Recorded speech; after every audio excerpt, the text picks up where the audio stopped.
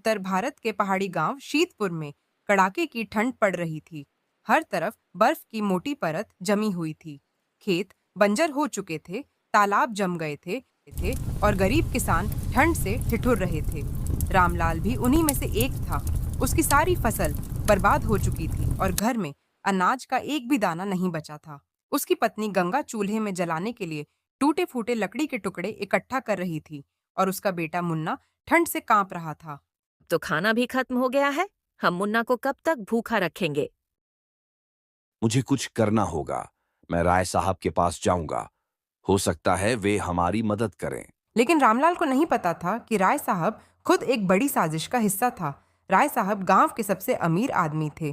कहा जाता था कि उनके पास अनगिनत जमीनें, बड़े बड़े खेत और कई नौकर चाकर थे, लेकिन वे कभी किसी की मदद नहीं करते थे। रामलाल जब उनके पास पहुंचा तो राय साहब उसे देखकर मुस्कुराए। अरे रामलाल, कैसे आना हुआ?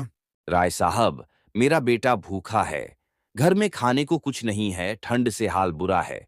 कुछ मदद कर दीजिए। राय साहब ने कुछ सोचा और फिर बोले, तुम्हें अनाज चाहिए तो मुझे तुम्हारी जमीन गिरवी रखनी होगी। रामलाल चौंक गया। यह वही जमीन थी जो उसके पूर्वजों की थी। वह उसे किसी भी हाल में नहीं छोड़ सकता था। मालिक, आप हम गरीबों की मदद करने के बजाय हमारी जमीन लेना चाहते हैं। जो लोग ताकतवर होते हैं वही जमीन के मालिक होते हैं। अगर तुम्हें अनाज चाहिए तो तुम्हें मेरी शर्त माननी ही होगी। रामलाल भारी मन से वहां से लौट आया। उसे नहीं पता था कि राय साहब के मन में एक बड़ा राज छिपा था। रामलाल मायूस होकर घर लौट रहा था कि रास्ते में उसे एक अजीब सा रहस्यमयी साधु मिला। उसकी सफेद लंबी दाढ़ी थी और वह कांपते हुए एक पत्थर पर बैठा था। बेटा, मुझे थोड़ी आग सेंकने दो, बहुत ठंड है। रामलाल ने अपने पास बची खुची लकड़ियां जलाईं और साधु को आग सेंकने दी। जब साधु ने खुद को थोड़ा गर्म किया तो उसने रामलाल से पूछा, तू इतना परेशान क्यों है? रामलाल ने अपनी पूरी कहानी सुना दी। साधु ने कुछ सोचा और फिर कहा, राय साहब की तिजोरी में जो अनाज भरा पड़ा है वह तुम्हारी ही मेहनत का फल है, लेकिन वे तुम्हें ही भूखा मार रहे हैं।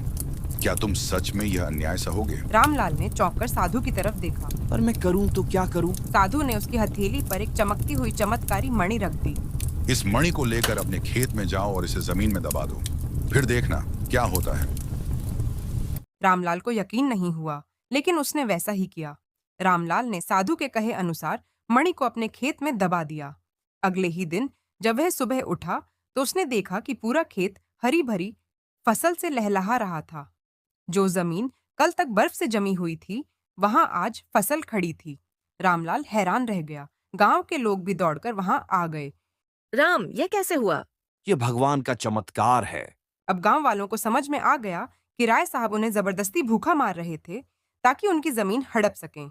जब राय साहब को यह बात पता चली तो वे आग बबूला हो गए। लेकिन जब वे रामलाल के खेत पहुंचे और हरी भरी फसल देखी तो उनके होश उड़ गए।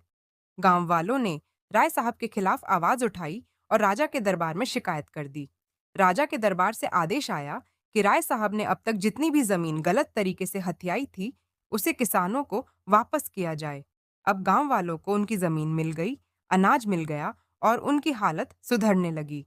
रामलाल के खेतों में फिर कभी ठंड का असर नहीं हुआ।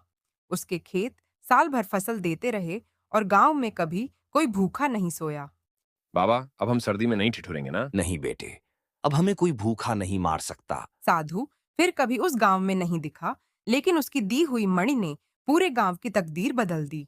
यह कहानी संघर्ष, अन्याय के खिलाफ लड़ाई और एक रहस्यमयी चमत्कार को दर्शाती है।